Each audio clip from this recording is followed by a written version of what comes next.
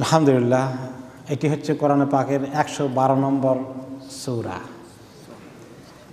ছোট্ট এই সূরাটি বড় আজিমুশ-শাআন সূরা, ছোট ছোট 4টি আয়াত, আর এই আয়াতটা কোরআনে পাকের 3 ভাগের 1 ভাগ।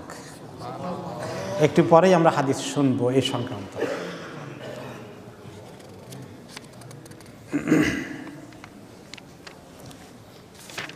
এই সূরার শান নজুল সম্পর্কে এসেছে, উবাই ইবনে কাব রাদিয়াল্লাহু আনহু বলেন, যিনি কোরআনের জ্ঞানে বিশেষজ্ঞ সাহাবীদের মধ্যে, তিনি বলছেন, সাহাবায়ে কেরামের পক্ষ থেকে তিনি বলছেন যে মুশরিকগণ বা ইহুদি নাসারার অমুসলিম কিছু দল এসে নবী করিম সাল্লাল্লাহু আলাইহি ওয়াসাল্লামকে বললেন, ইয়া মুহাম্মদ ইনসিব লানা রব্বাক, হে মুহাম্মদ আপনার রবটা কেমন, বংশ পরিচয় তো কিছু দিলেন না, আপনার রবের বংশের পরিচয় একটু দেন।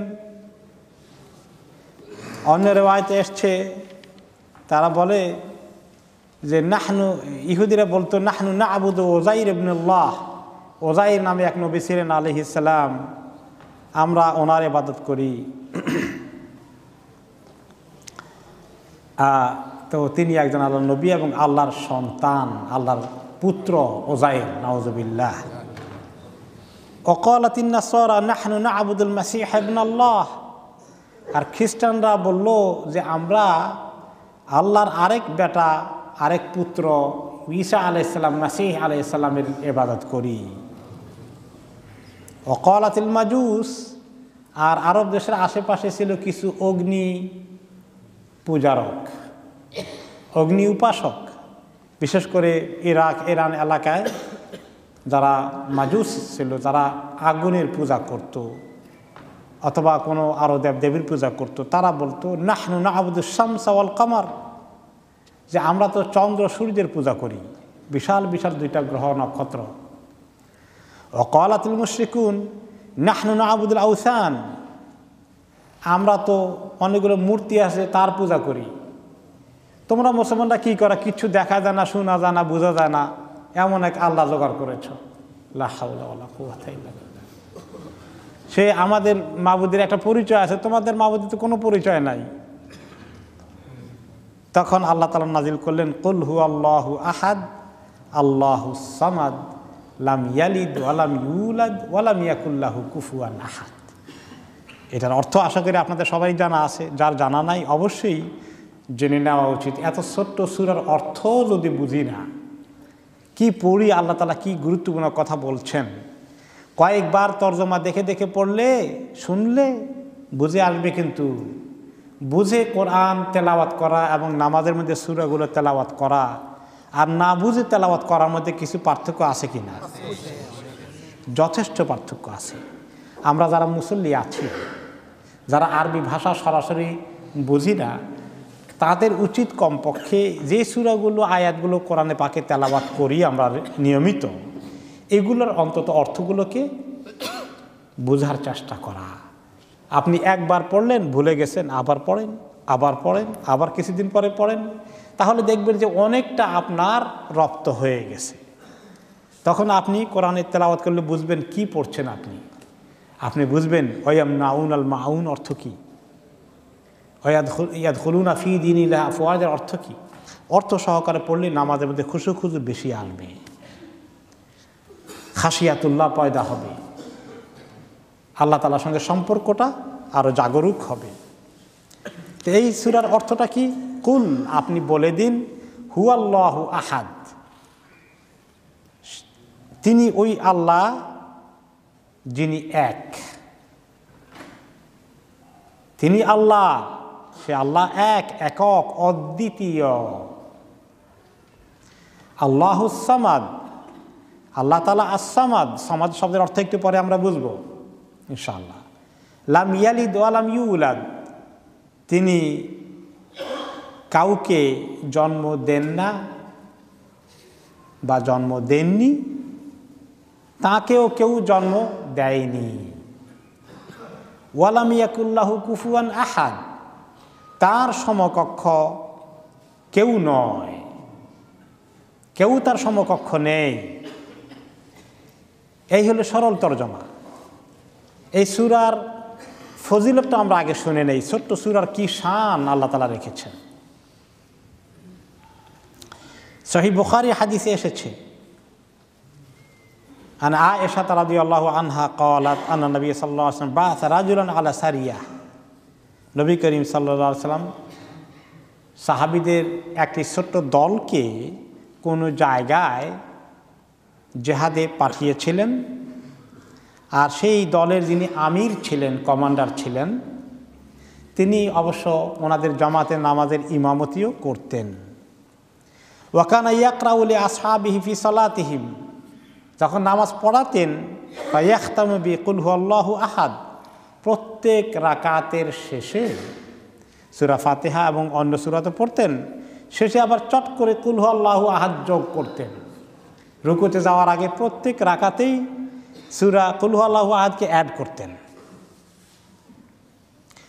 তো সঙ্গে যারা সাহাবী ছিলেন তারা বলতেন, এই দেখি কি কারবার, প্রত্যেক রাকাতেই দেখি কুল হুয়াল্লাহ যোগ করে।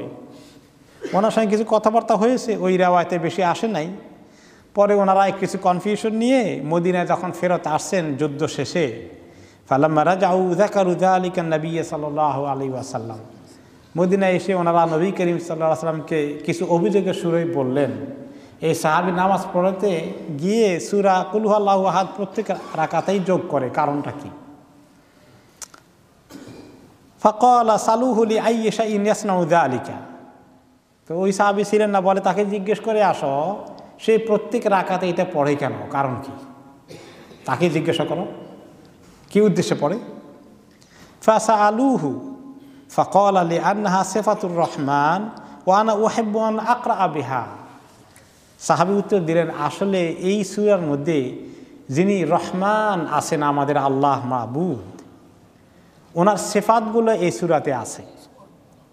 ওনার পরিচয়টাকে আল্লাহ তাআলা তুলে ধরেছেন কিছু শব্দ দ্বারা, কিছু বাক্য দ্বারা। আল্লাহ তাআলা নিজের পরিচয় তুলে ধরেছেন, নিজের সিফাত বর্ণনা করেছেন। আর এই কারণে আমি চাই যে আমি প্রত্যেক রাকাতেই আল্লাহর সিফাতগুলো উচ্চারণ করি। এই মহব্বতের কারণে আমি এই সূরাটা পড়ি। ফাকাল আন-নবী সাল্লাল্লাহু আলাইহি ওয়াসাল্লাম আখবিরুহু আন্নাল্লাহ তাআলা ইউহিব্বুহু। তখন তিনি সাহাবীদেরকে বলেন, তাকে গিয়ে খবর দাও, সে যে আল্লাহ তাআলার সিফাতকে পড়া এত পছন্দ করে, এই কারণে প্রত্যেক রাকাতে এই সূরাতে পড়ে। এই মহব্বতের কারণে আল্লাহ তাআলাও তাকে মহব্বত করেন। এই খবরটা তাকে দিয়ে আসো। আরেকটি হাদিসে সহিহ বুখারীতে এসেছে, এই ঘটনার আরেকটা ঘটনা ঘটেছে এরকম এই সূরাকে নিয়ে। কানা রাজুলুম মিনাল আনসার ইয়াউমুহুম ফি মসজিদ কুবা।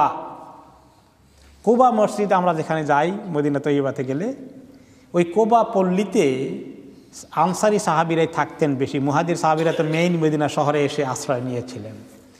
সেই কুবা মসজিদে সাহাবীদের জামাতের যিনি ইমামতি করতেন, উনি কি করতেন? ফাকুল কানা কুল্লামা ইফতাতাহা সূরাতান ইয়াকরাউ বিহা লাহুম ফি সালাতি মিম্মা ইয়াকরাউ বিহি ইফতাতাহা বিকুল হুয়াল্লাহু আহাদ হাত্তা ইয়াফরুগা মিনহা। প্রত্যেক রাকাতেই সূরা ফাতিহার শেষে অন্য সূরার আগে কুল হুয়াল্লাহু আহাদ পড়েন আগে, তারপরে আরেক সূরা জোগাড় করেন। এখন সাহাবীরা তাকে বললেন, ওয়া কানা ইয়াসনাউ যালিকা ফি কুল্লি রাকাআতিন, প্রত্যেক রাকাতেই এই কাজ করেন। ফাকাল্লামাহু আসহাবুহু, সঙ্গী সাথীরা মুসল্লিরা অনেকে বললেন, এই কাম করেন কেন প্রত্যেকবার? ফাকালু ইন্নাকা তাফতাতিহু বিহাদিস সূরা সুম্মা লা তারা আনহা তুজদাউকা। এই সূরা দিয়া আপনি তেলাওয়াত শুরু করেন, আবার আপনি দেখি মনে হয় এটা যথেষ্ট না, আর আবার আরেক সূরা পড়েন। এক সূরা পড়লেই তো নামাজ হয়ে যায়। কুল হুয়াল্লাহ যখন পড়ছেন হয়ে গেছে নামাজ। সাহাবী বললেন, মা আনা বিতারিকিহা, দেখো এই সূরা পড়া আমি ছাড়বো না কোনো রাকাতে। ইন আহবাবতু আ উম্মাকুম বিযালিকা ফাআলতু, এই সূরা পড়বো প্রত্যেক রাকাতে, যদি পছন্দ হয় আমাকে ইমাম হিসাবে রাখো, আমি ইমামতি করবো আর সূরা পড়াবো। ওয়া ইন কারিহতুম তারাকতুকুম, আর যদি তোমাদের কাছে খুবই খারাপ লাগে, পছন্দ হয় না, তাহলে আমাকে বাধ্য করো না, দরকার হলে আমি ইমামতি ছেড়ে দেব। ওয়াকানু ইয়ারাউনা আন্নাহু মিন আফদালিহিম, কিন্তু সাহাবারা বুঝতেন এই ইমামটা আমাদের সবার মধ্যেই উপযুক্ত ইমাম, তাকে আমরা ছাড়তেও পারি না, সব দিক থেকে সে উপযুক্ত ইমাম। ওয়াকারিহু আন ইয়াউম্মাহুম গায়রুহু, ওনার জায়গায় আরেকজনে সেই ইমামতি করবে ওনাদের তা পছন্দ হচ্ছিল না, কারণ উনি সব দিক থেকে উপযুক্ত। শেষ পর্যন্ত ফালাম্মা আতাহুমুন নবী সাল্লাল্লাহু আলাইহি ওয়াসাল্লাম আখবারুহুল খাবার, একবার নবী করিম সাল্লাল্লাহু আলাইহি ওয়াসাল্লাম আসলেন কয়েকদিন পরে, মদিনা থেকে তো উনি প্রায় কোবা আসতেন তো নামাজ পড়তে, তিনি আসলেন। আসার পরে সাহাবায়ে কেরাম বললেন যে এই খবরটা ওনাকে বলছি, উনি তো মানে এই ছাড়বেন না সূরা, এটা বলছে দরকার হলে ইমামতি ছেড়ে দেবেন।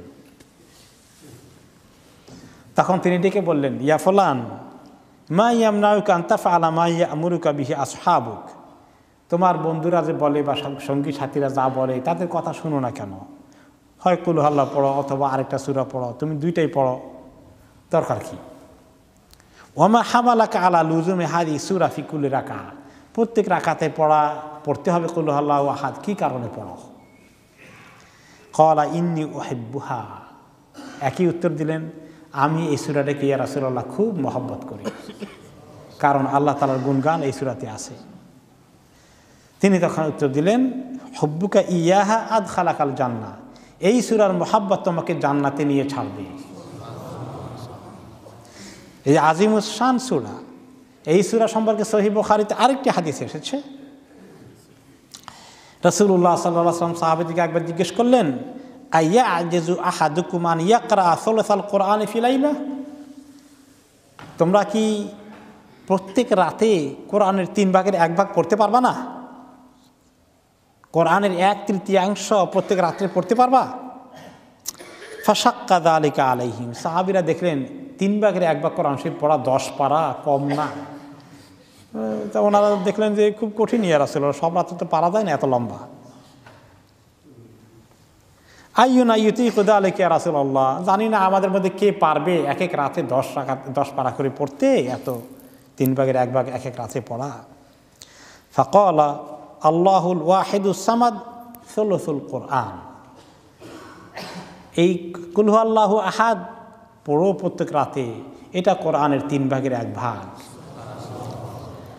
তাহলে তো এখন সহজ বুদ্ধি পেয়ে গেছি, প্রত্যেক রাতে 3 ভাগের 1 ভাগ কেন, পুরো কোরআনই পড়তে পারি, খালি কুল হুয়াল্লাহু আহাদ পড়ে 3 বার পড়ে ঘুমিয়ে গেলাম, খালাস, প্রত্যেক রাত্রে 1 খতম হয়ে গেল।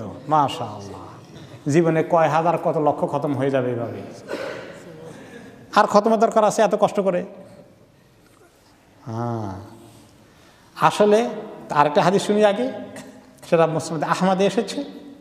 উবাই ইবনে কাব রাদিয়াল্লাহু আনহু আরেকটা হাদিসে বললেন, ক্বালা রাসূলুল্লাহ সাল্লাল্লাহু আলাইহি ওয়াসাল্লাম মান ক্বারাআ বিকুল হুয়াল্লাহু আহাদ ফাকান্নামা ক্বারাআ বিসুলুসিল কোরআন, যে ব্যক্তি কুল হুয়াল্লাহু আহাদ পড়ল সে যেন কোরআনের 3 ভাগের 1 ভাগ পড়ল। আরেকটি হাদিস এই বিষয়ে আবু দারদা রাদিয়াল্লাহু আনহু বলেছেন, আন্না রাসূলুল্লাহ সাল্লাল্লাহু আলাইহি ওয়াসাল্লাম ক্বাল আয়া'জিজু আহাদুকুম আন ইয়াকরা কুল্লা ইয়াউমিন সুলুসাল কোরআন, তোমাদের কেউ কি প্রত্যেক দিনে 1 বার করে কোরআনে 3 ভাগের 1 ভাগ পড়তে পারবা? ক্বালু না'আম ইয়া রাসূলুল্লাহ নাহনু আযআফু মিন যালিকা ওয়া আ'জাজ, পারবা না? সাহাবায়ে কেরাম বলেন, ইয়া রাসূলুল্লাহ আমরা এই প্রত্যেক রাতে 3 ভাগের 1 ভাগ পড়া খুব কঠিন, অনেক বড়, অনেক সময় লাগবে। ক্বালা ফা ইন্নাল্লাহা জাজ্জা আল কোরআনা সালাসাতা আজজা ফাকুল হুয়াল্লাহু আহাদ সুলুসুল কোরআন। এটাও হচ্ছে আহমদ, মুসলিম, নাসাইর হাদিস যে আল্লাহ তাআলা কোরআনকে 3 ভাগে বিভক্ত করেছেন, আর কুল হুয়াল্লাহু আহাদ হচ্ছেন 1/3 কোরআনের 3 ভাগের 1 ভাগ। এখন 3 ভাগের 1 ভাগের অর্থ কি? 3 ভাগের 1 ভাগের অর্থ মুফাসসিরিনে কেরাম বলেছেন যে কোরআনের মেসেজগুলোকে 3 ভাগে ভাগ করা যায়। একটা হলো তাওহীদ, একটা রিসালা, একটা আখিরা। তাওহীদ আল্লাহ তাআলার একত্ববাদের ঈমান, আর রিসালা হলো আরেকটি বিষয়, নবী রাসূল পাঠিয়েছেন, আল্লাহ তাআলা যে পয়গামগুলো দিয়েছেন, এই খোঁজ খবরগুলো দিয়েছেন, নবীর মাধ্যমে আমাদেরকে পৌঁছিয়ে দিয়েছেন, এটা হলো রিসালা, মেসেজগুলো করণীয় সম্পর্কে বলে দিয়েছেন। আর আরেকটা হলো আখেরা, আখেরাতে কি হবে, মৃত্যুর পরে কি হবে, কবরে কি হবে, হিসাব নিকাশ কেমনে হবে, আমলনামা কোনভাবে আসবে, সিরাত কিভাবে পাড়ি দিতে হবে, জান্নাত জাহান্নামের কি অবস্থা হবে।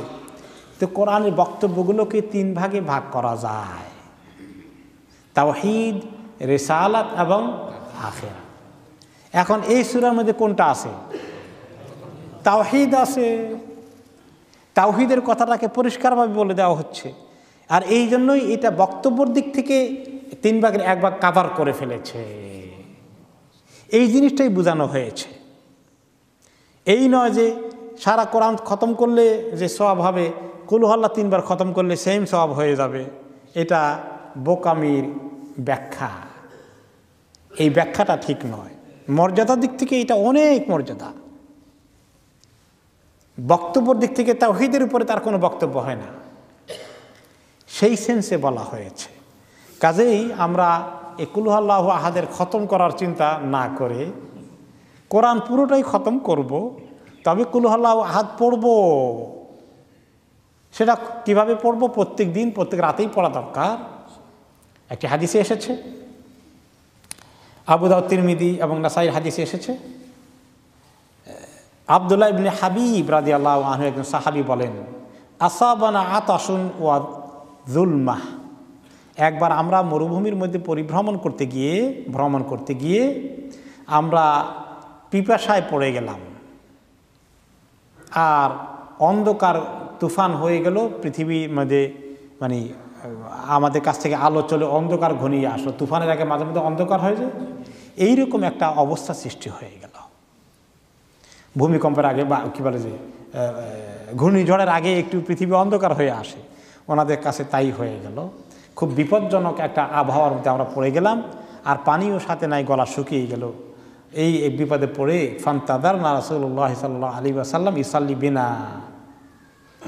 আমরা চিন্তা করলাম যে এখন তো তিনি আমাদের সঙ্গে কাফেলাতে আছেন, তো তিনি আমাদেরকে নিয়ে নামাজ পড়বেন, আল্লাহর কাছে সাহায্য চাইবেন, নিশ্চয়ই আল্লাহ তাআলা আমাদেরকে বাড়ি বর্ষণ করবেন, রহমত দিবেন, কিছু একটা উপায় হবে। ফাখারাজা ফাআখাযা বিয়াদি ফাকালা কুল। উনি ঘর থেকে বেরিয়ে আসলেন, আমি ওনার সঙ্গ দিয়ে ওনাকে নিয়ে আসতেছিলাম, পাশে হেঁটে হেঁটে তিনি আমার হাত ধরে ফেললেন। রাসূলুল্লাহ সাল্লাল্লাহু আলাইহি ওয়াসাল্লাম সাহাবীর হাত ধরলেন, ধরে বললেন, কুল, পড়ো পড়ো। ফাসাকাত্তু, আমি চুপ করে গেলাম, কেন উনি কিছু বলবেন তারপরে আমি পড়বো, এই তো আমি তো নিজের থেকে কিছু পড়ার জিনিস জানি না। কুলতুমা আকুল, আমি বললাম যে কি বলবো ইয়া রাসূলুল্লাহ? ক্বালা কুল হু আল্লাহু আহাদ ওয়াল মুআউযিদাতাইন। এই কুল হু আল্লাহু আহাদ সূরাটা পড়ো, আর 2টা সূরা আছে যেগুলো দিয়ে তাআউযুদ চাইতে হয়, আল্লাহর কাছে আশ্রয় চাইতে হয়। আশ্রয় চাওয়ার ওই 2টা সূরাও পড়ো। মানে আশ্রয় চাওয়ার সূরা 2টা কোনটা? কুল আউযু বিরাব্বিল ফালাক আর কুল আউযু বিরাব্বিন নাস। পড়ো। হিনা তুমসি, যখন সন্ধ্যা করো জীবনে, ও হিনা তুসবিহু, আর যখন সকাল করো জীবনে, সালাসান, 3 বার করে পড়ো। কুল আল্লাহু আহাদ, ফালাক এবং নাস, এই 3টা সূরাকে 3 বার করে পড়ো।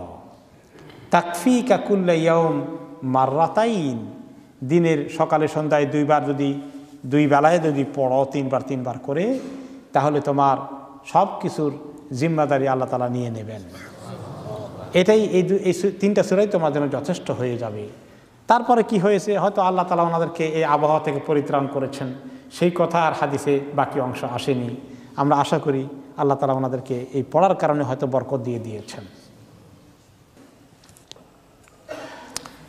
এই সূরা ওই মুআউযিদাতাইন, কুল আউযু বিল ফালাক ওয়ান নাসের সঙ্গে এই সূরার একটা প্যাকেজ যে আছে, সেই প্যাকেজ সংক্রান্ত আরেকটি হাদিস। উকবা ইবনে আমির রাদিয়াল্লাহু আনহু বলেন, লাকিতু রাসূলুল্লাহ সাল্লাল্লাহু আলাইহি ওয়াসাল্লাম, একবার আমার নবী করিম সাল্লাল্লাহু আলাইহি ওয়াসাল্লামের সঙ্গে যখন দেখা হলো, ফাবতাদাতুহু, আমি ওনার দিকে হাত বাড়াইয়ে দিলাম, ফাআখাযতু বিয়াদিহি, ওনার হাতকে ধরলাম। সাহাবীদের কথা কিসমত, আল্লাহ নবীর হাতটা ধরতে পেরেছেন। সুবহানাল্লাহ, আল্লাহ তাআলা ওনাদেরকে পছন্দ করেছিলেন, ওনারাই উপযুক্ত ছিল আল্লাহ নবীর হাতকে স্পর্শ করার। আমাদের যে ইমানি দুর্বলতা, আমাদের এই নাপাক সত্তা নিয়ে আমরা আল্লাহ নবীর হাত স্পর্শ করার মতো উপযুক্ত নই। সাহাবাদের এই সৌভাগ্য হয়েছে এবং ওনারা চিনেছেন, মূল্যায়ন করেছেন, নিজের জান দিয়ে আল্লাহ নবীকে সাহায্য করেছেন। ওহদের ময়দানে এক সাহাবী দেখলেন যখন কাফেররা তীর মারতেছে আল্লাহ নবীর দিকে, তিনি এমনভাবে আল্লাহ নবীর দিকে পাহারা দিচ্ছেন, সমস্ত তীর ওনার গায়ে পড়তেছে, একটা তীর যেন আল্লাহ নবীর গায়ে না পড়ে। এইভাবেই মহব্বত করেছেন। আমি ওনার হাত ধরলাম, ফাকুলতু ইয়া রাসূলুল্লাহ বিমা নাজাতুল মুমিন। হাত ধরে কি কথা বলতেছেন, ঈমান ওনাদের ভিতরে কিভাবে মজবুত ছিল, আখিরাতের চিন্তা কিভাবে ওনাদেরকে অকুপাই করে রাখতো সব সময়। তিনি বলেন, আমি বললাম বিমা নাজাতুল মুমিন ইয়া রাসূলুল্লাহ, কিভাবে একজন মুমিনের নাজাত হবে আল্লাহর কাছে, আমাকে একটু বলবেন কি, কিভাবে আখিরাতে আল্লাহর কাছে মুক্তি পাওয়া যাবে। রাসূলুল্লাহ সাল্লাল্লাহু আলাইহি ওয়াসাল্লাম উত্তরগুলো দিলেন। মনোযোগ দিয়ে শুনেন, মনোযোগ দিয়ে আমরা সবাই শুনি, আমল করার চেষ্টা করি। তিনি বললেন, ইয়া উকবা ইবনে আমের, ইয়া উকবা আখরিস লিসানাক। উকবা, তাহলে তোমার জবানকে বোবা বানিয়ে ফেলো, বোবা, মুখ বানাও, বোবা বানাও। বোবা মানে একদম কথাবার্তা চিরতরে বন্ধ করে দাও, সেটা তার অর্থ কি? হ্যাঁ বলেন, কম কথা বলো, কন্ট্রোল করো। কথা বেশি বলার মধ্যে ফজিলত বেশি না কম বলার মধ্যে ফজিলত বেশি? আমরা সবাই স্বীকার করি, বুঝি, আমল করি। আমাদের মন তো চায় কথা বেশি বলতে, কথা বেশি বললেই লাভ। ঝগড়া ফাসাদ লাগলে, তর্ক বিতর্ক লাগলে কথা বেশি বলি না কম বলি? বেশি বলি।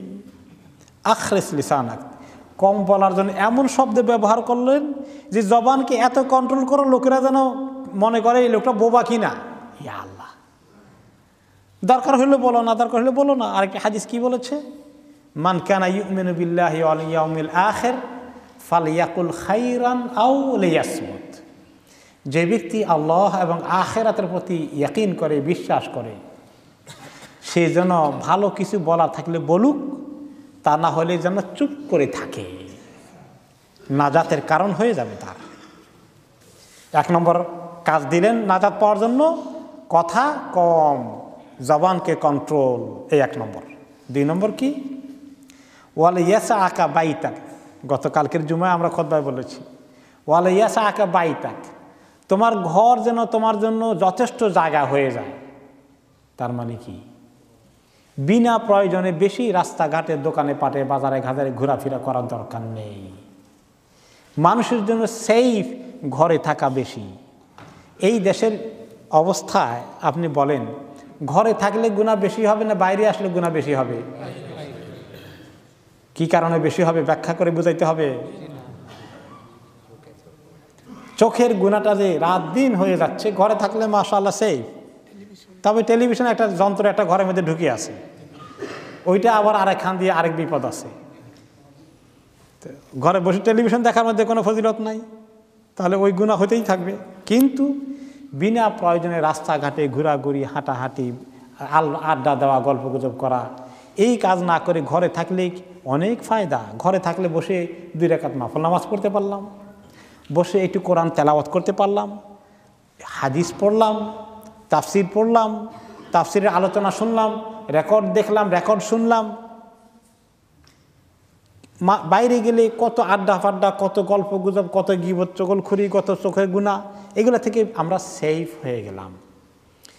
ঘরে সময় বেশি দেওয়ার মধ্যে অনেক ফায়দা। স্ত্রী অভিযোগ করবে না যে আমাকে সময় দিল না। স্ত্রীর সময় পাওয়ার হক আছে, বেচারি পেয়ে গেল। ছেলে মেয়েগুলো যাদের আছে, বাবা ঘরে থাকলে ছেলে মেয়েগুলোর লাভ বেশি হয় না ক্ষতি বেশি হয়? বেশি লোকে মাতলেন না, বেশি লোকে আওয়াজ দিলেন না। অনেকে মনে করেন ঘরে থাকলে ছেলে মেয়ে কী লাভ হবে।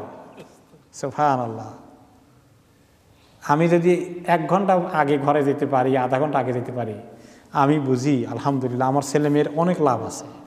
খালি বসে থাকলে, ঘরে থাকলেই লাভ আছে। আপনারা অনেকেই এটা ফিল করেছেন, ঠিক কিনা? বাবা থাকলে ছেলে মেয়ে অনেক কন্ট্রোল থাকে, লেখাপড়া একটু মনোযোগ দিতে চেষ্টা করে বেশি। মা মহিলা মানুষ, ছেলেমেয়েরাও বুঝে যে মা তো মহিলা, মহিলাদের মন নরম, দুর্বল মানসিকভাবে, তো ওই তারা অ্যাডভান্টেজ নিয়ে নেয়, সুযোগ নিয়ে নেয়। এই জন্য আল্লাহর ওয়াস্তে আপনারা আড্ডা ভাড্ডা না দিয়ে ঘরে সময় দেবেন, বাচ্চা কাচ্চাগুলোকে পাহারা দেওয়া যান, বসে থাকেন, তাতেও অনেক ফায়দা আছে। রাসূলুল্লাহ সাল্লাল্লাহু আলাইহি ওয়াসাল্লাম হাদিসগুলো যে কি দামি কথা, কত সায়েন্স, কত বিজ্ঞানের কথা তিনি বলেছেন এখানে। ঘরে থাকার মধ্যে এত ফায়দা আছে। হ্যাঁ, কাজকর্ম বাদ দিয়ে সারাদিন ঘরে বসে থাকা, ওইটা কথা বলছে নাকি? সংসার চালানো, দুনিয়া চালানো, দায়িত্ব পালন করা, দিনের দায়িত্ব, দুনিয়ার দায়িত্ব, দায়িত্ব যেগুলো আছে পালন করতে হবে, কিন্তু আড্ডা ফাড্ডা দেওয়ার জন্য ঘরে থাকা, বাইরে থাকা দরকার নাই, এই কথা বোঝানো হয়েছে। তো এইভাবে তিনি দ্বিতীয় মেসেজ দিলেন, ওয়ালিয়াসআকা বাইতুক, তোমার ঘর যেন তোমার জন্য যথেষ্ট জায়গা হয়ে যায়। ঘরে ভালো লাগে না, খালি কেমনে বাইরে হবে। কিছু লোক আছে ঘরে গেলেই মন খারাপ, ঘরটা তার জন্য জেলখানা হয়ে গেছে, বাইরে হয়ে চলে আসলেই মনে হয় যেন শান্তি পাওয়া গেল। এটা উল্টা হয়ে গেল। হাদিসে বলেছে ঘরে বেশি থাকার জন্য প্রয়োজনীয় কাজকর্ম পরে। 3 নম্বর, ওয়াবকা আলা খাতিআতিকা, এটাও গত জুমা আমরা বলেছি হাদিস থেকে, যে তোমার গুনার কথা মনে করে আল্লাহর কাছে বেশি করে কাঁদো, তওবা করো, ইস্তিগফার করো, গুনাহগুলোর কথা মনে করো। 15 বছর বয়সে গুনাহ হয়েছে, 20 বছর বয়সে, 30 বছর বয়সে, 50 বছর বয়সে, কোথায় কোথায় কী কী গুনাহ হয়েছে, বড় গুনাহ করার কথা তো সবাই মনে আছে, ওগুলোর কথা মনে করে আল্লাহর কাছে কাঁদো। এখন কথা শেষ হয়নি। রাসূলুল্লাহ সাল্লাল্লাহু আলাইহি ওয়াসাল্লাম এবার সাহাবীর হাত নিজে ধরলেন, এবার ধরে বললেন, ফাআখাযা বিয়াদাইয়া, সাহাবী বলেন তিনি আমার হাত ধরলেন এবার। ফাকালা ইয়া উকবা ইবনে আমির আলা উআল্লিমুকা খায়রা সালাসি সুওয়ারিন উনজিলাত ফিত তাওরাত ওয়াল ইনজিল ওয়াজ জাবুর ওয়াল কুরআনিল আযীম। হে উকবা ইবনে আমির, এমন 3টা সূরা, কোরআনের মহান 3টা সূরা, দ্য গ্রেটেস্ট সূরাস অফ কোরআন, শুধু কোরআন নয়, যত কিতাব আল্লাহ নাজিল করেছেন, তাওরাত, জাবুর, ইনজিল, কোরআন, সমস্ত কিতাবের বক্তব্য থেকে বাছাই করে সর্বশ্রেষ্ঠ 3টে সূরার কথা কি তোমাকে আমি বলবো? ক্বালা কুলতু বালা জাআলানি আল্লাহু ফিদাক, ইয়া রাসূলুল্লাহ, আমাকে অবশ্যই বলেন, আল্লাহ তাআলা আমাকে তৌফিক দান করুন আপনার খেদমতে আর বেশি করে করার জন্য, আমাকে বলেন প্লিজ, আমি তো এই কথা শোনার জন্যই আপনার সঙ্গ পাওয়ার জন্য অধীর আগ্রহে আছি। ক্বালা ফাআকরাআনি, তখন নবী করিম সাল্লাল্লাহু আলাইহি ওয়াসাল্লাম আমাকে পড়ে শোনালেন, বিসমিল্লাহির রহমানির রহিম, কুল হুয়াল্লাহু আহাদ আল্লাহুস সামাদ লাম ইয়ালিদ ওয়া লাম ইউলাদ ওয়া লাম ইয়াকুল লাহু কুফুয়ান আহাদ। এরপরে পড়লেন সূরা ফালাক, এরপরে পড়লেন পুরা সূরা আন-নাস। এই 3টে সূরা তাওরাত, জাবুর, ইনজিল, কোরআনের মধ্যে নাজিল হওয়া সমস্ত সূরাগুলোর চেয়ে শ্রেষ্ঠ সূরা, সমস্ত সূরাগুলোর মধ্যে শ্রেষ্ঠ সূরা। তারপরে তিনি বললেন, ইয়া উকবা লা তানসাহুন্না ওয়ালা তাবিত লাইলাতান হাত্তা তাকরাহুন্না। উকবা, এই সূরা 3টা ভুলে যেও না কখনো, কোনো রাত্র ঘুমিও না এই 3টা সূরা না পড়ে। কত রাত্রে ঘুমিয়েছি আমরা 3টা সূরা না পড়ে, বলেন দেখি? প্রায় রাত্রেই তো এই কাম করেছি না? এখন থেকে আর এই 3টা সূরা না পড়ে ঘুমানো যাবে?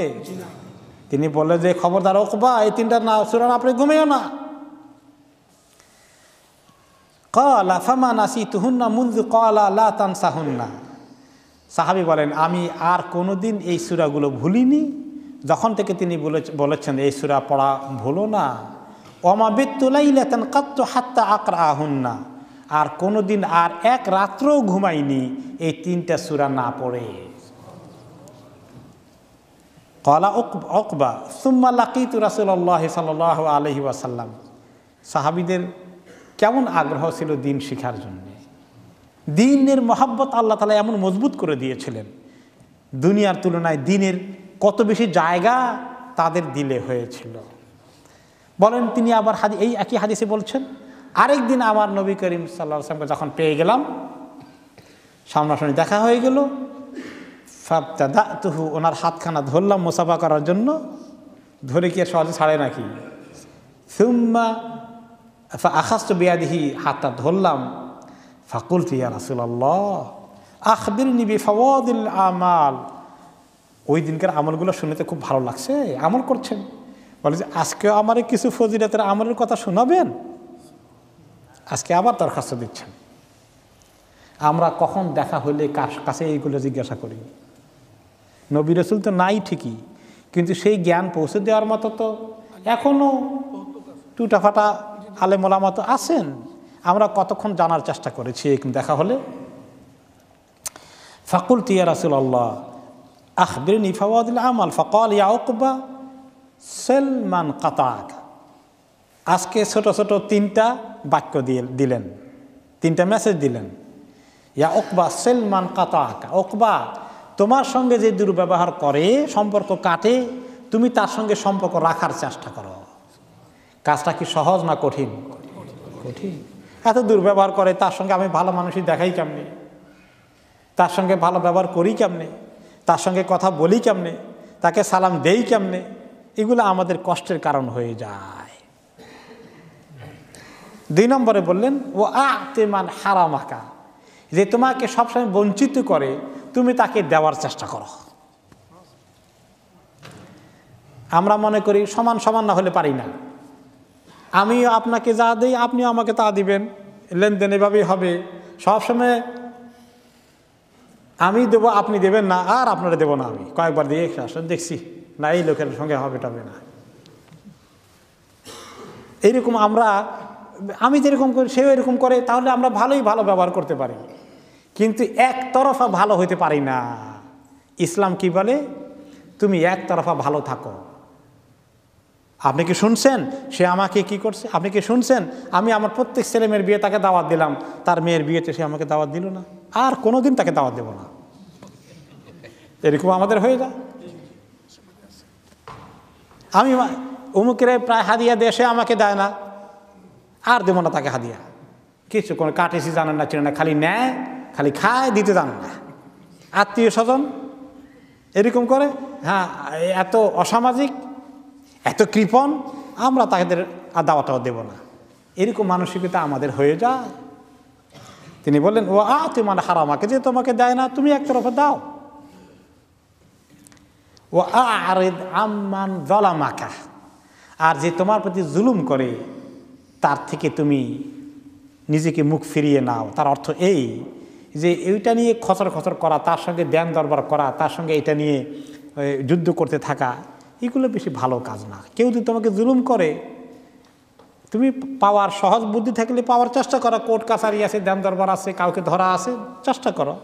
কিন্তু যদি দেখো যে না, সে জুলুম করে যায়, সে কোনো কোর্ট মানবে না, কাছারি মানবে না, আর কোর্ট কাছারিতে সবসময় দলিল প্রমাণ নিয়ে যাওয়াও যায় না, তারপরে কোনো সমঝদার লোকের কথাও শুনবে না, সে তার জিদ নিয়ে আছে, সে তার তরিকা নিয়ে আছে, তাহলে আর এটা নিয়ে বেশি বাড়াবাড়ি না করে ইগনোর করো, খালাস। একজন ভালো মুসলমান এরকম কথায় কথায় যদি টক্কর শুরু করে দেয়, সবার সঙ্গে যদি এরকম তার লাগালাগি হয়ে যায়, তাহলে তার জীবনটা কি সহজ হবে? আর কঠিন হয়ে যাবে। পৃথিবীতে অনেক মানুষ আছে আপনাকে কষ্ট দেবে। ও আরিদ আনিল জাহিলিন, আল্লাহ তাআলা বলেছেন খুযিল আফওয়া ওয়া আমর বিল উরফি ওয়া আরিদ আনিল জাহিলিন। ক্ষমার দৃষ্টিতে দেখুন,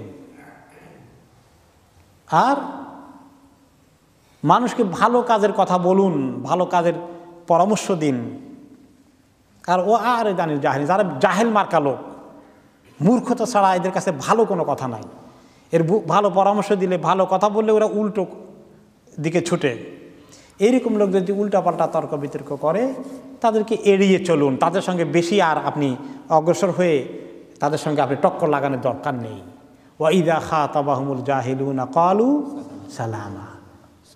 জাহেল লোকেরা যখন খামাকা অতিরিক্ত ফিতনা ফাসাদ সৃষ্টি করার জন্য গায়ে পড়ে ঝগড়া করতে আসে, ভালো মানুষ, ভালো মুত্তাকি, ভালো মুসলিম বলবে সালামু আলাইকুম, আমি এর বেশি আর আগাইতে পারবো না, আমাকে মাফ করো, আমি চলে গেলাম, সালামু আলাইকুম। চলে যাবে, রাগ করে যাবে না, আবার তাও সালাম দিয়ে যাবে। সালাম দিলে রাগ করা যায়? আমরা এমনভাবে রাগ করে চলে যাই, সালাম আর দিতে পারি না, কারণ এত রাগ করছি সালাম আমার মুখে দিয়ে আসে না।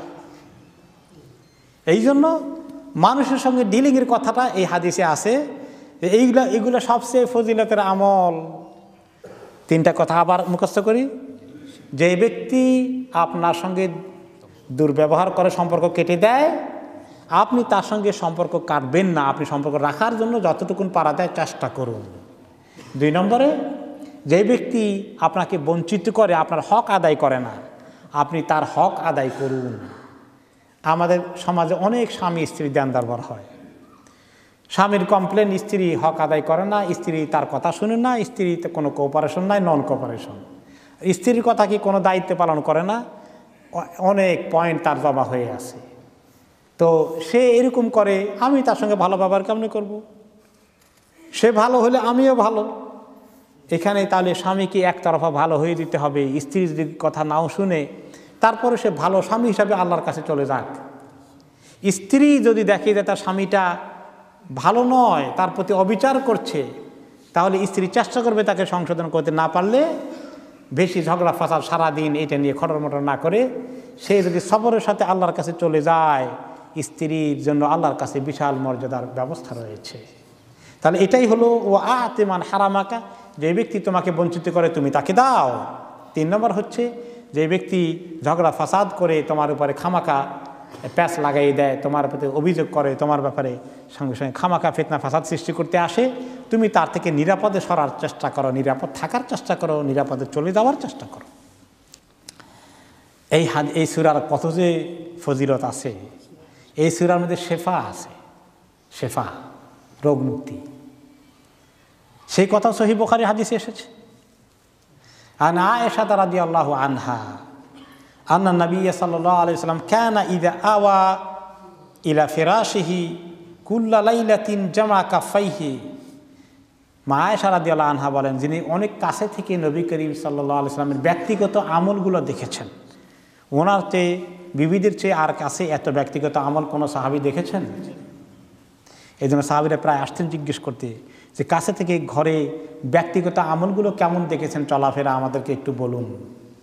তিনি বলেন যে যখন তিনি ঘুমোতে যেতেন, বিছানায় যেতেন, তিনি প্রত্যেকটি রাত্রে হাত তালু দুটাকে আমনে করতেন। এরপরে এই দুটো এখানে লিখছে সুম্মা নাফাসা ফিহা, ফু দিতেন, তারপরে পড়তেন। অন্য হাদিসে আছে আগে পড়তেন তারপরে ফু দিতেন। এখানে একটু অর্ডারে বেশ কম হয়ে গেছে। এই 3টা সূরা পড়তেন, কুল হুয়াল্লাহু আহাদ, কুল আউযু বিল ফালাক, কুল আউযু বিন নাস। আউযুবিল্লাহ আগে যোগ করবেন, তারপরে প্রত্যেক সূরার শুরুতে বিসমিল্লাহ, আর আউযুবিল্লাহ লাগবে না। পয়লা বার শুধু আউযুবিল্লাহ লাগবে, তারপরে বিসমিল্লাহ পরে কুল হুয়াল্লাহ, বিসমিল্লাহ পরে কুল আউযু বিল ফালাক, বিসমিল্লাহ কুল আউযু বিন নাস পরে ফু দিতেন। তারপরে কি করতেন? সুম্মা ইয়ামসাহু বিহিমা মাস্তাতা মিন জাসাদিহি ইয়াবদাউ বিহিমা আলা রাসিহি ওয়া ওয়াজহি। এরপরে এই ফু দেওয়ার পরে তিনি ওনার হাতের তালুগুলো দিয়ে ওনার শরীরের যদ্দূর টাচ করা যায় এই টাচ করতেন। তিনি মাথা থেকে শুরু করে, চেহারা থেকে শুরু করে সামনের অংশের যদ্দূর টাচ করা যায় তদ্দূর করতেন। ওয়ামা আকবালা মিন জাসাদিহি, শরীরের সামনের অংশের যদ্দূর পারা যাইতো টাচ করতেন। পিছনের দিকে যাইতেন নাকি? যাইতেন না, পিছনের কথা হাদিসে নাই। অনেকে পিছনে যান, পিছনে গেলে খামাখা ভূতের বেকার কাটবেন, ও কাজে লাগবে না। ওটা হাদিস সুন্নত পর্যন্তই শেষ। হ্যাঁ, কয়বার করতেন এটার জবাব হাদিসে আছে। ইয়াফআলু যালিকা সালাসা মাররাতিন, এই কাজটা তিনি 3 বার করতেন। তাহলে প্রথমে পড়ে একবার ফু দিয়ে টাচ করতেন, আবার 3টা সূরা পড়তেন, আবার ফু দিতেন, আবার টাচ করতেন, এইভাবে করে 3 বার পড়তেন। এই কেন করতেন? এবং তিনি যখন অসুস্থ হয়ে গেছেন তখনও পড়তেন। বাকি কথাগুলো কুল আউযু ফালাক এবং নাসের মধ্যে বেশি করে আনবে। কুল আউযু ফালাক এবং নাসে কুল হুয়াল্লাহ এটা শেফার অংশ, আর ফালাক নাসের মধ্যে বেশি কথা থাকবে। এই জন্য ফালাক নাসে যখন আমরা আসবো, আগামী তাফসীরের সূরা আল ফালাক হবে, সেখানে অনেক লম্বা তাফসীর হবে ইনশাআল্লাহ। কিভাবে এটা মানুষের জন্য শেফা আছে, অনেক কথা সেখানে আমরা পরে শুনবো বিস্তারিত। ফজিলতের মধ্যে অনেক তাফসির চলে এসেছে, তারপরেও শাব্দিকভাবে কয়েকটি কথা বলে আমরা তাফসির শেষ করবো ইনশাআল্লাহ। কুল হু আল্লাহু আহাদ, আল্লাহ তাআলা এক। এই যে আল্লাহ তাআলা এক, লা ইলাহা ইল্লা হুয়া, এই একত্ববাদ থেকেই, আহাদ থেকেই তাওহীদ এসেছে। আল্লাহ তাআলার প্রধান পরিচয় তিনি এক, মানে অদ্বিতীয়। শুধু এক বললে হয় না, আবার তর্জমা একের পরে 2, 3, 4। যদি অদ্বিতীয় বলেন তাহলে আর 2, 3 কিছু আসে না। এই জন্য আহাদ শব্দটা ওয়াহিদ থেকে আরও বেশি আবলাগ, বালাগা এর মধ্যে বেশি আছে। যদিও কোনো কোনো জায়গায় আল্লাহ তাআলা ওয়াহিদ বলেছেন, ইলাহুম ওয়াহিদ, এক ইলাহ, কিন্তু এখানে আহাদটা অর্থের দিক থেকে আরও গভীরভাবে স্পষ্ট করে কনফার্ম করছে যে আর কোনো মাবুদ নেই। আল্লাহ তাআলা এমন এক জাতে পাক, তিনি একা, তার কোনো ফ্যামিলি নেই। ওই যে তারা বলছিল তার বংশবুনিয়াদ কি, ফ্যামিলি কি, কোনো ফ্যামিলি নেই। আহাদ।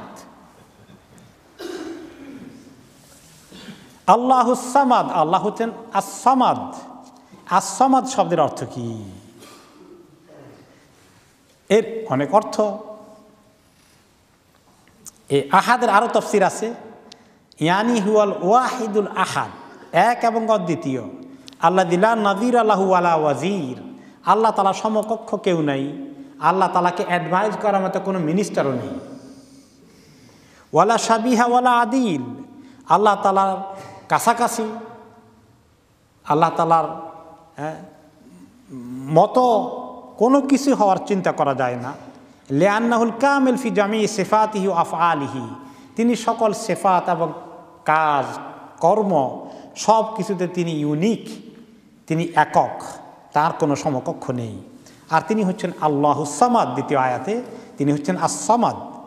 আস-সামাদের অর্থ হচ্ছে ইসমাদু ইলাইহিল খালায়েক ফি হাওয়াইজিহিম ওয়া মাসাইলিহিম, সমস্ত মাখলুক যার কাছে হাত পাতে, তাদের বিপদ আপদে প্রয়োজনে সমস্ত মাখলুকের যাকে দরকার, তিনি হচ্ছেন আস-সামাদ। মানে সামাদ হচ্ছেন যার কাছে সবার দরকার, আর যার কারো কাছে কোনো দরকার নেই। আল্লাহ কারো কাছে দরকার আছে? কোনো দরকার নেই। এটি হচ্ছে সামাদের অর্থ। ইবনে আব্বাস বলেছেন, হুয়া সাইয়্যিদুল্লাযী কাদ কামুলা ফি সুউদুদিহি। সাইয়্যিদ মানে এমন লিডার, লিডার শুধু নয়, লিডারের উপরে কিছু, এমন পরিচালক, এমন বড় কর্তা, যার কর্তাগিরি সমস্ত কমপ্লিট হয়ে আছে, কোনো ত্রুটি যার নেই, যার উপরে কোনো কর্তা হতে পারে না। ওয়া শরীফুল্লাযী কাদ কামুলা ফি শারাফিহি, এমন মহা মর্যাদাবান, শান পজিশনওয়ালা সত্তা, যার সমস্ত সম্মান পজিশন কমপ্লিট হয়ে আছে, কোনো দিকে ত্রুটি নেই। ওয়াল আযীমুল্লাযী কাদ কামুলা ফি আযামাতিহি, এমন বিশাল মহান তার অস্তিত্ব, যার অস্তিত্বের মধ্যে, যার মহত্বের মধ্যে কোনো ত্রুটি নেই। ওয়াল হালিমুল্লাযী কাদ কামুলা ফি হিলমিহি, তিনি এত ধৈর্য এবং সহ্য করতে পারেন, যার সহ্যের ক্ষমতা সমকক্ষ কারো নেই, কেউ নেই। ধৈর্যের মধ্যে তার এতটুকুনো চ্যুতি বিচ্যুতি কমতি ঘটে না। ওয়াল আলিমুল্লাযী কাদ কামুলা ফি ইলমিহি, তিনি এমন মহা জ্ঞানী, যার জ্ঞানের পরিপূর্ণতা রয়েছে। ওয়াল হাকিমুল্লাযী কাদ কামুলা ফি হিকমাতিহি, তিনি এমন হাকিম, এমন ফয়সালা দানকারী, যার ফয়সালা সবসময় ত্রুটির ঊর্ধ্বে এবং কমপ্লিট হয়ে যায়। আহু আল্লাযী, এসব কিছু নিয়ে তিনি ওয়াহু আল্লাহু সুবহানা, তিনি মহাপবিত্র আল্লাহ তাআলা। লাইসা লাহু কাফউন ওয়া লাইসা কামিসলিহি শাই, তার সমকক্ষ কেউ নেই, তার মতো কেউ নেই। সুবহানাল্লাহিল ওয়াহিদুল কাহ্হার, এই গুণের যিনি অধিকারী তিনি হচ্ছেন আস-সামাদ। আস-সামাদের আরেকটি অর্থ এসেছে, তাফসীর এসেছে, আল হাইয়ুল কাইয়্যুম আল্লাযী লা যাওয়ালা লাহু, যিনি সদা জীবিত, চিরঞ্জীব, এবং যিনি কাইয়্যুম, যিনি সর্বাবস্থায়, সকল অবস্থায় যিনি, যার অস্তিত্ব থাকে।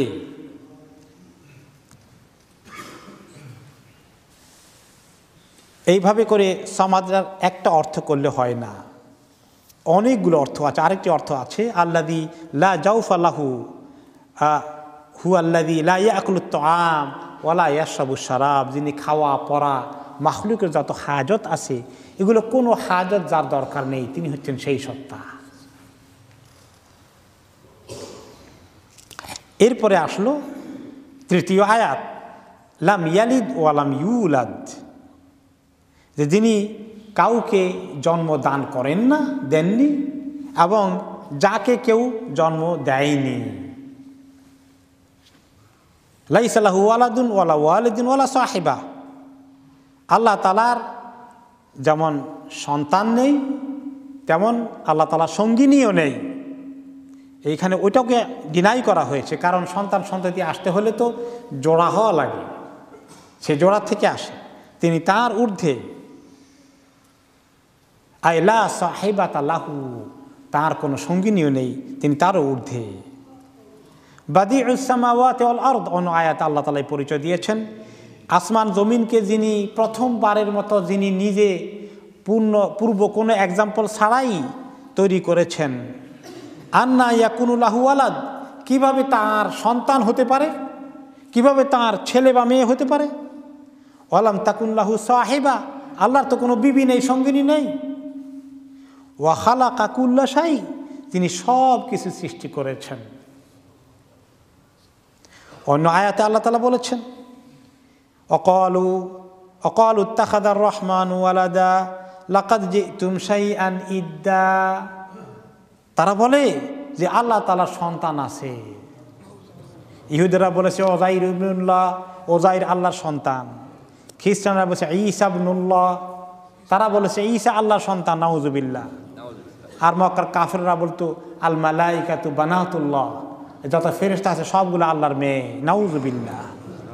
আল্লাহ তাআলা বলেন অকালু ইত্তাখাযা রহমান ওয়ালাদা, তারা বলে রহমান আল্লাহর সন্তান আছে। লাকাদ জিতুম শাইআন ইদ্দা, তোমরা খুবই খারাপ জিনিস আল্লাহর ব্যাপারে বলে বসেছ, দাবি করে বসেছ। ওয়াকালু ইত্তাখাযার রহমান ওয়ালাদা সুবহানাহু বাল ইবাদুম মুকরামুন, আর তারা বলে রহমান আল্লাহ সন্তান সন্ততি গ্রহণ করেছেন। সুবহানা, তিনি এগুলোর কত ঊর্ধ্বে, কত পবিত্র তিনি। এই ফেরেশতাগুলোকে বাল ইবাদুম মুকরামুন, বরঞ্চ এরা হচ্ছে আল্লাহ তাআলার সম্মানিত সৃষ্টি বান্দাগুলো, যারা আল্লাহর হুকুম কার্যকরী করার দায়িত্ব পালন করে। ওয়ালাম ইয়াকুন লাহু কুফুয়ান আহাদ, আর আল্লাহর সমকক্ষ কেউ নয়। 4 নম্বর আয়াত, আল্লাহর বরাবর কেউ হতে পারে না। এই কথাগুলো ঘুরে ঘুরে একই মেসেজ দিচ্ছে যে কেউ আল্লাহ তাআলার সমকক্ষ নেই, আল্লাহ তাআলার সমকক্ষ কেউ নেই। তার অর্থ আমরা অনেকে স্বীকার করি যে সৃষ্টি আল্লাহ তাআলা করেছে, হায়াত মউত কে দেন, আল্লাহ তাআলা দেন। অনেকেই মনে করে আমার ছেলে মেয়ে না হইলে ছেলে মেয়ে কে দেওয়ার কথা, আল্লাহ তাআলা দেবেন। কোনো মাজারে গিয়ে কিছু দিয়ে আসলে ছেলে মেয়ে পাওয়ার সম্ভাবনা আছে, কি মনে করেন? নাউজুবিল্লাহ। কোনো সময় কোনো ব্যক্তির দিকে বলে যে আমার দিকে তাকান, তাকাইলে আপনার নেক নজর পড়লেই আমার কাম হয়ে যাবে, নাউজুবিল্লাহ। আহা, তাকাইতে হবে কে? আল্লাহ তাআলা। আল্লাহ আমার দিকে একটু দেখেন, আল্লাহ আমি কত অভাবে আছি, আল্লাহ আমি একটা বাচ্চার জন্য কত কষ্টে আছি, আল্লাহ আমার দিকে দেখেন, আমাকে একটা বাচ্চা দেন। তো দেখবেন কে, দেবেন কে, তাকাবেন কে? আল্লাহ তাআলা। আমি কার দৃষ্টি চাই? আল্লাহর দৃষ্টি চাই। এইটাই হওয়া উচিত। কিন্তু মানুষকে মাখলুককে নিয়ে বসিয়ে দিয়েছে, ওলি আল্লাহকে বসিয়ে দিয়েছে, মাজারওয়ালাকে বসিয়ে দিয়েছে। ওয়ালাম ইয়াকুন লাহু কুফুয়ান আহাদ, আল্লাহ সমকক্ষে কেউ নয়, কারো দেওয়ার কোনো ক্ষমতা নাই। আমি দোয়া করতে থাকি, আমি যত দোয়া করি আল্লাহ তাআলা কবুল করেন না করেন না? বলে করলে তো রেজাল্ট পাইতাম। রেজাল্ট যখন পাই না সঙ্গে সঙ্গে তখন মনে করছে হায় রে আমার দোয়া কবুল হয় নাই। কিন্তু হাদিসে বলছে তুমি যদি জায়েজ জিনিসের দোয়া করো আর দোয়ার যেভাবে করতে হয় মনোযোগ দিয়ে শর্ত শরাত পূরণ করে দোয়া করো, তোমার দোয়া কবুল হতে থাকে, কবুল হতে থাকে। শুধু তখন দোয়া কবুল হয় না যখন তুমি বলো এত দোয়া করলাম আল্লাহ তাআলা একটুও শুনলেন না, তখন দোয়া কবুল করা বন্ধ হয়ে যায়। তো কবুল হইল যে রেজাল্ট তো দেখলাম না, তার জবাব কি? তার জবাব অন্য হাদিসে এসেছে। হয়তো আল্লাহ তাআলা কবুলের 3টা তরিকা আছে। ওই যেটা চেয়েছি ওইটাই আল্লাহ তাআলা দেবেন, হয়তো একটু আগে পরে হইতে পারে। তা না হলে আল্লাহ তাআলা সেটা দিবেন না মনস্থ করেছেন, আল্লাহ সিদ্ধান্ত নিয়েছেন ওটা দেব না আমি। কিন্তু আরও একটা বড় বিপদ আসার কথা ছিল, ওটা আল্লাহ সরিয়ে নেবেন। আরও বড় বিপদ আসার কথা ছিল। 2 নম্বর তরিকা আল্লাহ তাআলা আপনাকে দোয়া কবুলের রেজাল্ট দিতে পারেন। 3 নম্বর হচ্ছে হয়তো দুনিয়াতে আল্লাহ ওটা দেবেন না। আল্লাহ তাআলা মনস্থ করেছেন আপনাকে এই দোয়াটার পুরস্কার শুধু আখিরাতে দেবেন। আর আখিরাতে যখন বিরাট পুরস্কার দেখবেন আপনি দোয়ার, আপনি বলবেন যে আল্লাহ দুনিয়ার ব্যবসার জন্য দোয়া করছিলাম, দুনিয়ার চাকরির জন্য দোয়া করেছিলাম, তুমি আমাকে তখন না দিয়া বুঝতে পারি নাই কেন যে আটকাই রাখছিলা, এখন দিছো আল্লাহ, কি ভালো কাজ করেছো আল্লাহ, এত নেকি আমাকে দিলা দোয়ার কারণে। এই হলো দোয়া, যে আল্লাহ তাআলা এভাবেই দোয়া কবুল করেন। কাজেই আমরা দোয়ার ব্যাপারে কখনো যেন বখিলি না করি। আল্লাহ তাআলা কবুলের ব্যাপারে বখিলি করেন না। আমরা যেন প্রতিবাদ না করি, আমরা যেন চাইতে থাকি, বিরক্ত হই না, আমরা যেন ক্ষান্ত দিনে টায়ার্ড হয়ে যায় না। করার মধ্যেই লাভ আর লাভ। আরেকটা কথা, দুনিয়াতে যদি যেটা চাইছি সেটা পাওয়া যায় ওইখানেই শেষ, না আখিরাতেও কিছু দেবেন? আখিরাতে দিবেন। আল্লাহ তাআলা এত কারিম, শুধু দুনিয়াতে দিয়ে ছেড়ে দিবেন না। দুনিয়ার হাজাত চেয়েছি, আমার চাকরিটা চেয়েছিলাম, আমার ব্যবসাটা হোক চাইছিলাম, যেমন চাইছি তেমন পাইছি, এখানেই শেষ না, যে চাইছি আখিরাতেও দিবেন। এরকম দেনেওয়ালা আর কোনো জায়গায় আছে? সুবহানাল্লাহ। সেই আল্লাহর কাছে যেন আমরা চাইতে পারি, আল্লাহ তাআলা আমাদেরকে তৌফিক দান করেন। ওমর রাদিয়াল্লাহু আনহু বলছেন, শোনো, দোয়া যখন আমি করি, দোয়া করার তৌফিক আল্লাহ তাআলা দেন, আমি কোনো চিন্তাই করি না যে দোয়া কবুল হইল না হইলো, কারণ আমি জানি আল্লাহ তাআলা তৌফিক না দিলে দোয়া করতেই পারতাম না। তিনি তৌফিক যখন দিচ্ছেন তিনি করবেন, আমার আশা আছে কবুল করে ফেলবেন। তাহলে এইরকম হিম্মত নিয়ে, আশা নিয়ে আল্লাহর কাছে দোয়া করি। আল্লাহ রাব্বুল আলামিন কবুল করুন, আমিন। সুবহানাকাল্লাহুম্মা বিহামদিকা আশহাদু আল্লা ইলাহা ইল্লা আনতা আস্তাগফিরুকা।